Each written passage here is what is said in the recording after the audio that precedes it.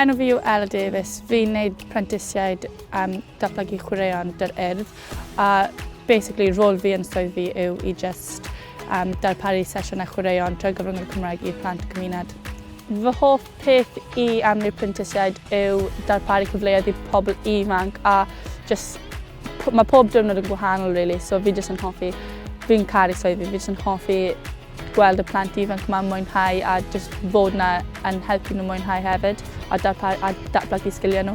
Fi wedi dewis gwneud prentisiaid trwy'r gyfrwng y Gymraeg oherwydd fi'n rili eisiau cadw'r iaith i fynd. Fi'n hoffi gweld y plant ifanc yma'n siarad Cymraeg achos fi'n meddwl mae fe'n rhoi cyfleoedd wedyn nhw yn y dyfodol.